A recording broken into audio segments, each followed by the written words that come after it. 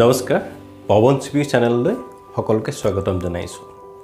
ছাত্ৰ ছাত্ৰীসকল তোমালোকক ইতিমধ্যে মই কৈ আহিছোঁ ইয়াৰ আগৰ ভিডিঅ'ত তোমালোকক কৈছিলোঁ যে আমি গোটা আকৃতিৰ বিষয়ে অধ্যয়ন কৰিম তাৰ প্ৰাথমিক কথাখিনি আমি ইয়াৰ আগৰ ভিডিঅ'ত কৈছিলোঁ গোটা আকৃতিৰ দৃশ্যায়নত তাৰ পিছত আমি কৈ থৈ আহিছিলোঁ যে গোটা আকৃতিসমূহৰ পৃষ্ঠকালি আৰু আয়তনৰ বিষয়ে আমি আলোচনা কৰিম গতিকে আজি আমাৰ আলোচ্য বিষয় হৈছে গোটা আকৃতি আমি ইয়াত দুটা গোটা আকৃতিৰ বিষয়ে আজি প্ৰথম আলোচনা কৰিম ভৱিষ্যতলৈ আৰু আলোচনা কৰিম আজি আলোচনা কৰিম আয়তীয় ঘনক বা চৌপল আৰু ঘনকৰ পৃষ্ঠকালি আৰু আয়তন surface area and volume of a cuboid and a cube এই বিষয়ে আজি আমাৰ আলোচনাটো আগবঢ়াম তাৰ আগতে তোমালোকে মন কৰা স্ক্ৰীনত মই দেখুৱাইছোঁ যে আমি কিছুমান কথা জানি ল'ব লাগিব প্ৰথম কথাটো জানি ল'বলগীয়া কথাটো হৈছে ক্ষেত্ৰফল বা কালি ক্ষেত্ৰফল বা কালি কি যে সমতলীয় ক্ষেত্ৰ এখনে আগুৰি থকা ঠাইখিনিৰ পৰিমাণে হৈছে ক্ষেত্ৰখনৰ ক্ষেত্ৰফল বা কালি সমতলীয় পৃষ্ঠ সমতল এখনৰ কথা কৈছোঁ আৰু আয়তন হৈছে যে ত্ৰিমাত্ৰিক বস্তু একোটা বা গোটা বস্তু একোটাই আগুৰি থকা ঠাইখিনি হৈছে বস্তুটোৰ আয়তন আকৌ গোটা বস্তুটো যদি ফোপোলা হয় তেনেহ'লে ভিতৰত আমাৰ বায়ু বা জলীয় পদাৰ্থ ইত্যাদি ভৰাব পৰা হ'ব সেই খালী ঠাইসমূহ পূৰ কৰি থোৱা পদাৰ্থখিনিৰ যিটো আয়তন হ'ব সেইটোক সেই পাত্ৰটোৰ বা গোটা বস্তুটোৰ আমি কি বুলি ক'ম ধাৰণ ক্ষমতা বা ধাৰকত্ব বুলি ক'ম এইকেইটা কথা আমি প্ৰথম জানিব লাগিব তাৰপিছত আহোঁ আয়তীয় ঘনক বা চৌপলৰ পৃষ্ঠকালি সাৰফেস এৰিয়া অফ এ কিউবইড প্ৰথম এটা এটাকৈ আলোচনা কৰোঁ আমি প্ৰথম কি ল'লোঁ এটা আয়তীয় ঘনক আমাৰ এইটো এটা আয়তীয় ঘনক এই আয়তীয় ঘনকটোৰ পৃষ্ঠকালি মানে পিঠি কেইখন আছিলে ছখন পিঠি আছিলে এই ছখন পিঠিৰ মুঠ পৃষ্ঠকালি কিমান হ'ব সেই বিষয়ে উলিয়াব লাগিব তোমালোকে মন কৰা এই আয়তীয় ঘনকটোৰ এইটো যদি দিশ তাক আমি এলেৰে সূচাওঁ এইটো প্ৰস্থ তাক যদি বিৰে সূচাওঁ আৰু এইটো উচ্চতা তাক যদি এইচেৰে সূচাওঁ এই প্ৰত্যেকখন আমাৰ আয়ত আকাৰ যি ক্ষেত্ৰ সমতলীয় ক্ষেত্ৰ এই ছখন আয়তাকাৰ সমতলীয় ক্ষেত্ৰৰ মুঠ যিটো কালি হ'ব সেইটোৱে হ'ব এই আয়তীয় ঘনকটোৰ কি হ'ব পৃষ্ঠকালি ইয়াত এটা কথা মন কৰা আমাৰ সমান দুখন আছে এইফালে যিখন ক্ষেত্ৰ আছিলে তাৰ বিপৰীতে থকা ক্ষেত্ৰখন সমান এইফালে থকা ক্ষেত্ৰখন ইয়াৰ বিপৰীতে থকা ক্ষেত্ৰখনৰ সমান আৰু তলৰ ক্ষেত্ৰখন আৰু ওপৰৰ ক্ষেত্ৰখনৰ কালি সমান প্ৰত্যেকেই এটা এটা আয়ত বা বৰ্গ গতিকে ইয়াৰ এই ছখন তলৰ কালি কি হ'ব এইটো এল এইটো এইচ হ'লে এল ইনটু এইচ এইটো এইচ এইটো বি হ'লে বি ইনটু এইচ আৰু এইখন কি হ'ব এল ইনটু বি হ'লে এল ইনটু বি গতিকে দুখনকৈ থাকিব গতিকে আমাৰ মুঠ ছখন পৃষ্ঠৰ কালি কি হ'ব 2LB plus 2BH plus 2HL দুখনকৈ গতিকে 2টো কমন ল'লে আমাৰ কি হ'ব 2 into LB plus BH plus HL এইটোৱে হ'ব আমাৰ কি পৃষ্ঠকালিৰ সূত্ৰ আয়তীয় ঘনক বা চৌপলৰ আৰু আয়তীয় ঘনক বা চৌপলৰ আমাৰ এককটো হ'ব বৰ্গ একক আৰু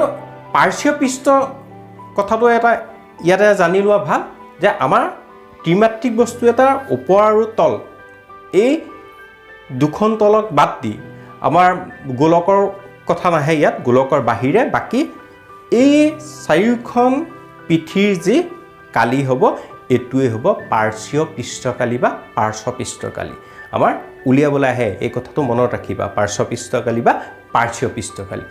গতিকে আমাৰ ওপৰ তল এই দুখন বাদ দিম গতিকে কি হ'বগে সূত্ৰটো 2 এইখন এল এইটো বি আছিলে 2LB টো বাদ দি বাকি যিকিটা হ'ব মানে 2BH plus 2HL গতিকে আমাৰ সূত্ৰটো কি হ'ব 2 into L plus B into H এটো আমাৰ পাৰ্শ্বীয় পৃষ্ঠৰ কালি এতিয়া আমি যদি ঘনকৰ পৃষ্ঠকালিৰ কথা কওঁ ঘনক এটো ঘনক হ'বলৈ হলে সমতল কিখন সমান সমান ছখন সমতল আছিল প্ৰত্যেকই সমান ইয়াৰ এটা কাষ সমান তে আমি তাক যদি এই একক বুলি ধৰো গতিকে এ ছখন আছিল এখনৰ কালি কিমান হ'ব এটা বৰ্গ আকৃতিৰ গতিকে তাৰ কালিটো হ'ব বৰ্গৰ কালি বাহু স্কয়াৰ গতিকে ইয়া কালিটো হ'ব a স্কয়াৰ এনেকুৱা কেখন আছে ছখন গতিকে তাৰ কালি হ'ব 6a স্কয়াৰ আৰু পাৰ্শ্বীয় পৃষ্ঠ কালি কি হ'ব ওপৰখন আৰু তলখন বাদ দিলে আমাৰ 4খন থাকিব গতিকে 4a স্কয়াৰ হ'ব ঘনকৰ পাৰ্শ্বীয় পৃষ্ঠ কালি ইয়াটো একক একে বৰ্গ একক হ'ব এতিয়া আমি আয়তীয় ঘনক আৰু ঘনকৰ পৃষ্ঠকালি সূত্ৰ জানিলো মুঠ পৃষ্ঠকালি আৰু পাৰ্শ্বীয় পৃষ্ঠকালি এতিয়া আমি এই সূত্ৰৰ জৰিয়তে কিছুমান অংক কৰিবলৈ চেষ্টা কৰিম তোমালোকৰ অষ্টম আৰু নৱম শ্ৰেণীৰ অনুশীলনীৰ কিছুমান অংক মই তোমালোকক কৈ দিবলৈ চেষ্টা কৰিছো তোমালোকে মন কৰা স্ক্ৰীনত মন কৰা এটা ঘনকৰ প্ৰতিটো বাহুৰ দৈৰ্ঘ্য 27 সেন্টিমিটাৰ হলে ঘনকটোৰ পৃষ্ঠকালি উলিয়াব লাগে আৰু প্ৰশ্নটো হ'ল হেতুৰ কাৰণে আমি ঘনকৰ প্ৰতিটো বাহুৰ দৈৰ্ঘ্য কিমান দিয়া আছিল a = 27 সেন্টিমিটাৰ এটাকে ঘনকৰ পৃষ্ঠকালি সূত্ৰটোত আমাৰ এই মানটো বহাই দিলে হ'ব কি হ'ব ঘনকটোৰ পৃষ্ঠকালি 6a স্কয়াৰ আছিল গতিকে 6 into 27 স্কয়াৰ সেন্টিমিটাৰ স্কয়াৰ হ'ব এককটো সেন্টিমিটাৰ স্কয়াৰ হ'ব গতিকে কি হ'ব 6 into 729 সেন্টিমিটাৰ স্কয়াৰ তাৰ পূৰণ কৰিলে আমি কি পাম 4374 সেন্টিমিটাৰ স্কয়াৰ এটোই হ'ব আমাৰ ঘনকটোৰ পৃষ্ঠকালি আকৌ বেলেগ এটা অংক ল অংকটো মন কৰা আয়তীয় ঘনক এটাৰ মুঠ পৃষ্ঠকালি 50 বৰ্গ মিটাৰ আৰু পাৰ্শ্ব পৃষ্ঠৰ কালি 30 বৰ্গ মিটাৰ ইয়াৰ ভূমিতলৰ কালি ভূমিতলখনৰ কালি আমি উলিয়াব লাগে তে আমি ঘনকটোৰ দিশ L প্ৰস্থ B আৰু উচ্চতা H যদি আমি ধৰি লওঁ তে আমাৰ আয়তীয় ঘনকটোৰ মুঠ পৃষ্ঠকালি দিয়া আছিল 50 মিটাৰ স্কয়াৰ গতিকে আমাৰ সূত্ৰটোত বহাই যদি দিও এটাকে 2 into LB plus 2 into BH plus 2 into HL equal to 50 এটো আমি 1 নম্বৰ সমীকৰণ দিলো আমাৰ দ্বিতীয় তথ্যৰ পৰা কৈছো আৰু দি থোৱা আছিল যে আয়তীয় ঘনকটোৰ পাৰ্শ্ব পৃষ্ঠৰ কালি 30 মিটাৰ স্কয়াৰ পাৰ্শ্ব পৃষ্ঠটো দিয়া আছিল তে পাৰ্শ্ব পৃষ্ঠৰ সূত্ৰটো বহাই দিম মানে 2 into BH plus 2 into HL equal to 30 এটো আমি 2 নম্বৰ সমীকৰণ দিলো এতিয়া আমি 1 নম্বৰ সমীকৰণৰ পৰা যদি 2 নম্বৰ সমীকৰণটো বিয়োগ কৰো তেতিয়া আমি কি পাম 2 into LB plus 2 into BH plus 2 into HL minus 2 into BH minus 2 into HL equal to 50 minus 30 গতিকে থাকিবগে কি 2 into LB equal to 20 তাৰ পৰা LB equal to 10 পাম L into B মানে দিশ পূৰণ প্ৰস্থ হেকৈ আমাৰ ভূমিতল গতিকে দিশ পূৰণ প্ৰস্থটোই হৈছে আমাৰ ভূমিতল উলিয়াবলগীয়া উত্তৰটো হৈছে 10 বৰ্গ মিটাৰ এতিয়া অন্য এটা যদি আমি প্ৰশ্ন চাওঁ 5 সেন্টিমিটাৰ বাহু দৈৰ্ঘ্যৰ তিনিটা ঘনক দিঘে দিঘে লগ লগোৱা হৈছে এই আয়তীয় ঘনকটোৰ মুঠ পৃষ্ঠকালি উলিয়াব লাগে আমাৰ ইটোৰ লগত হিটো ঘনক লগ লাগি পেলাই এটা আয়তীয় ঘনক আকৃতি হৈছে গতিকে তিনটা ঘনক দিঘে দিঘে লগ লাগিছে গতিকে আয়তীয় ঘনকটোৰ দিশটো কি হ'ব এই ঘনক তিনটাৰ বাহু দৈৰ্ঘ্যৰ তিনটাৰ যোগফল গতিকে কিমান হ'বগে 15 সেন্টিমিটাৰ প্ৰস্থ একে থাকিব B 5 সেন্টিমিটাৰ আৰু উচ্চতা H ইকুৱেল টু কিমান হ'ব 5 সেন্টিমিটাৰ হ'ব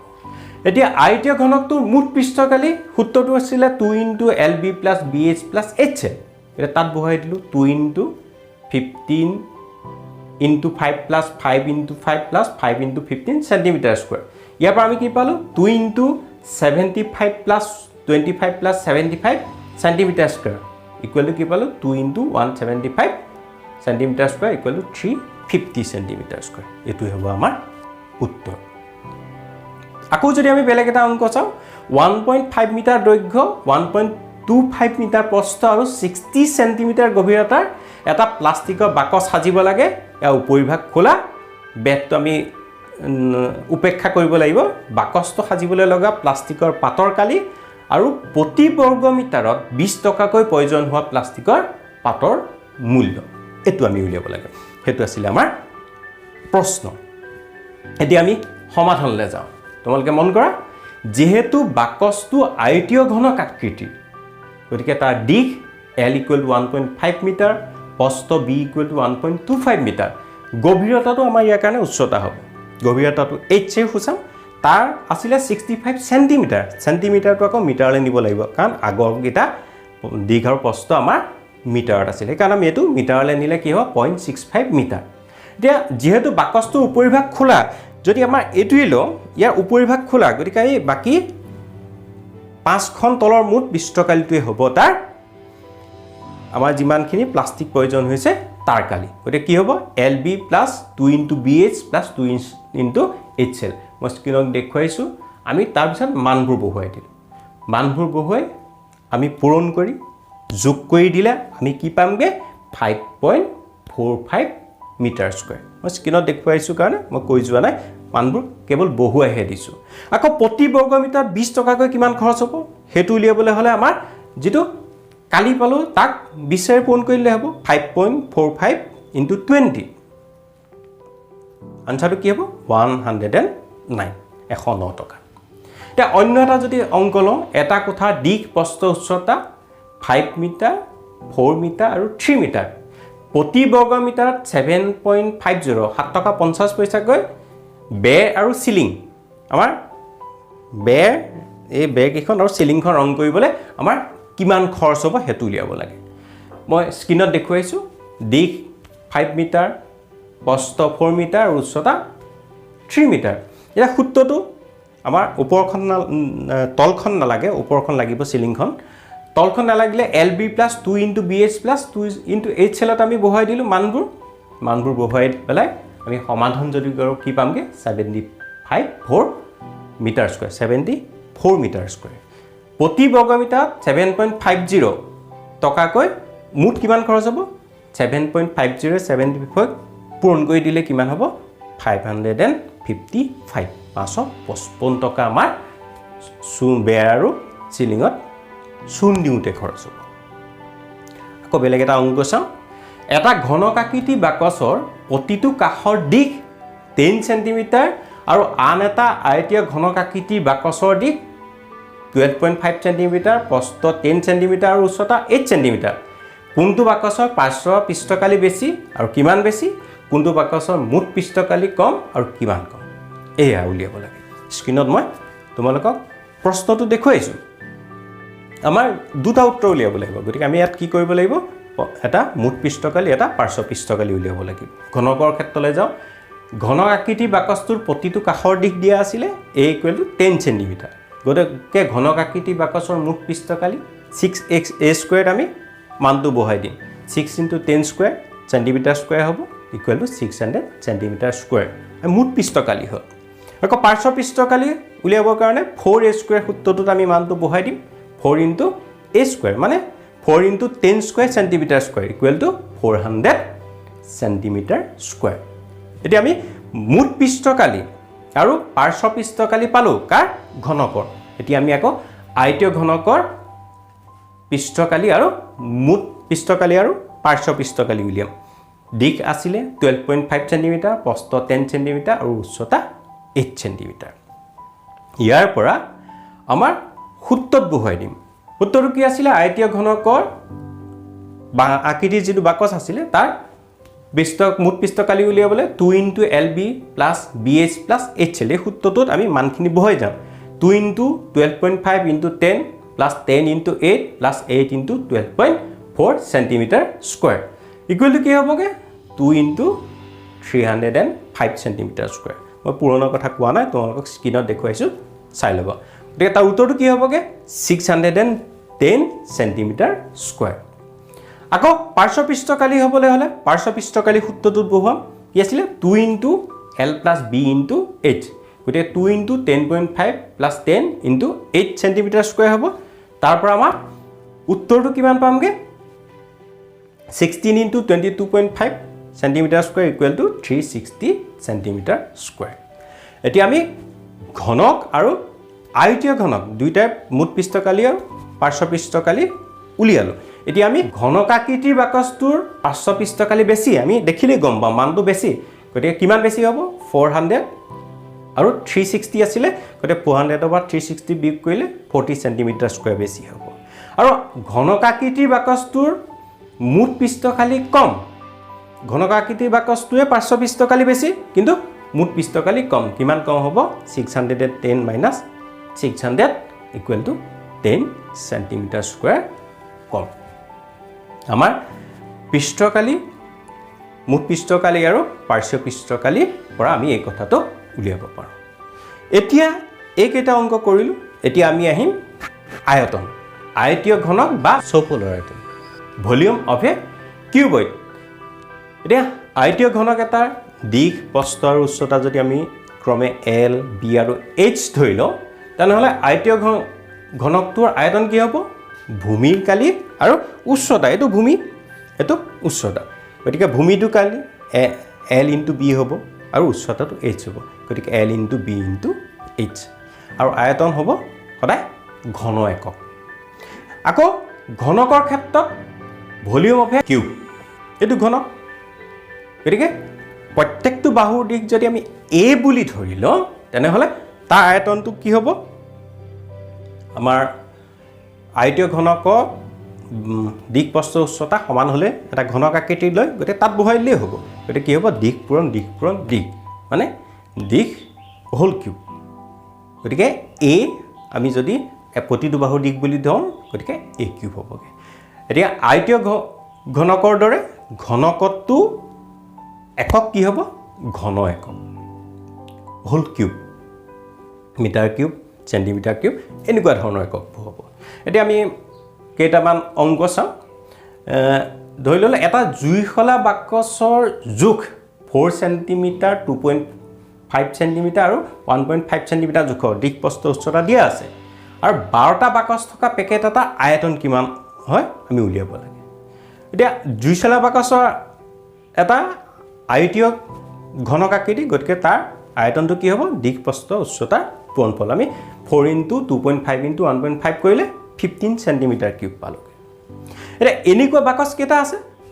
12টা লগ লাগি পেকেটটো হৈছে গতিকে 12টা পূৰণ কৰিলে হ'ব গতিকে 12 into 15 centimetre cube equal to 180 centimetre cube ইয়াত এককটো কিন্তু সেণ্টিমিটাৰ কিউবত হ'ব তিনিটা দিশ প্ৰস্থ উচ্চতা তিনিটাৰ সেণ্টিমিটাৰ আছিল গতিকে তিনিটাৰ পূৰণফল সেণ্টিমিটাৰ কিউব বা ঘন সেণ্টিমিটাৰ বুলি ক'ব পাৰোঁ এটা আমি এটা যদি বেলেগ এটা অংক চাওঁ 60 সেণ্টিমিটাৰ 54 সেণ্টিমিটাৰ আৰু 30 সেণ্টিমিটাৰ মাপৰ এটা খোলা আয়তীয় ঘনকত 6 সেণ্টিমিটাৰ বাহুৰ কিমানটা ঘনক ভৰাব পাৰি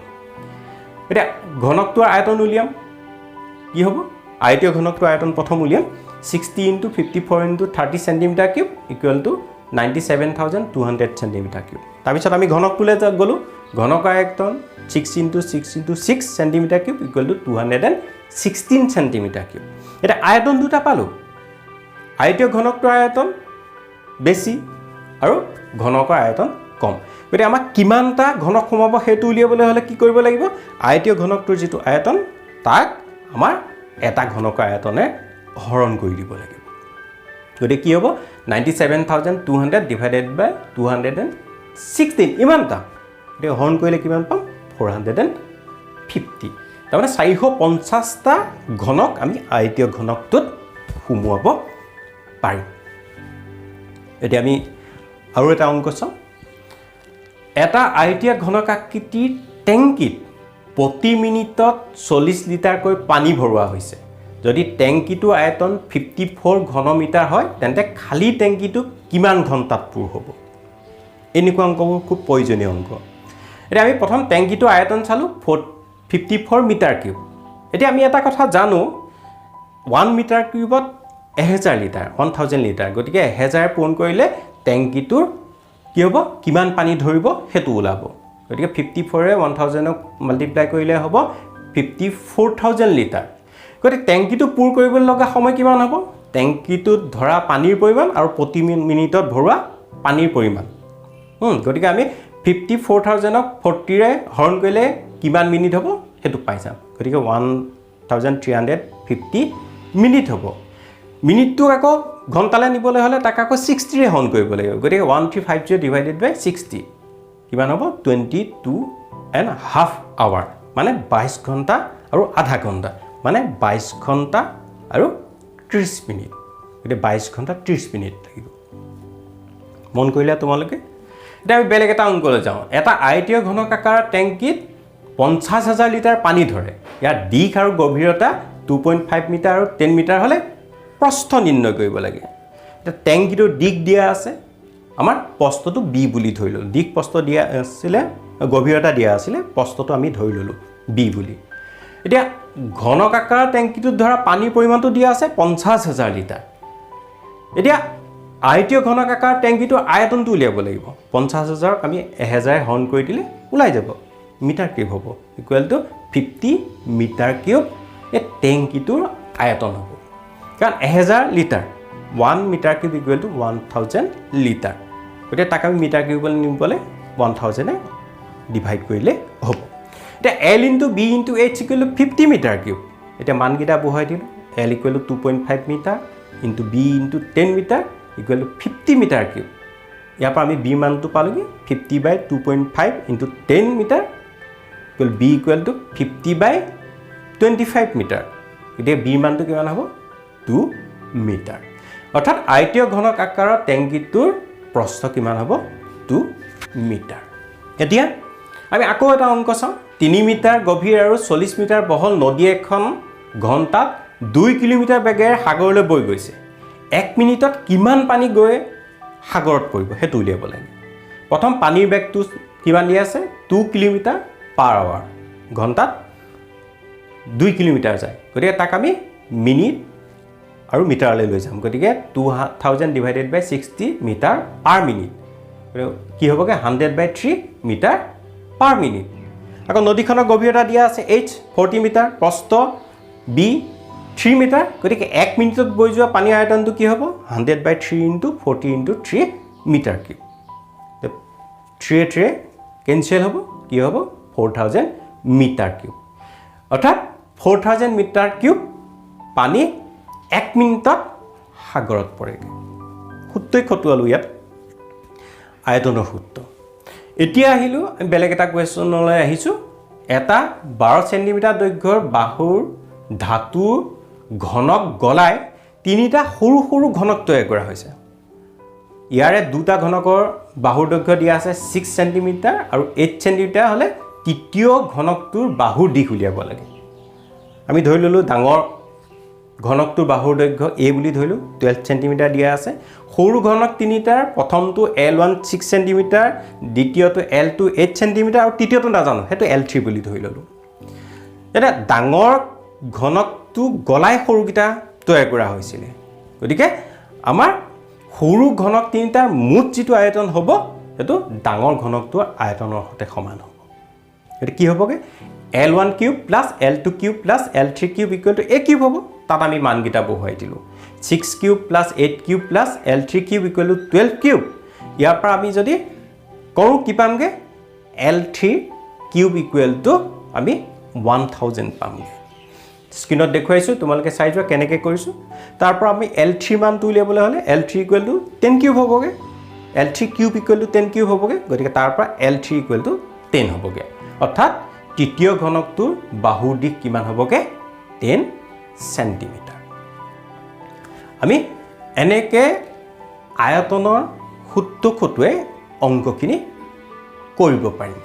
এতিয়া ছাত্ৰ ছাত্ৰীসকল কিছুমান কথা জানি থোৱাটো ভাল আমাৰ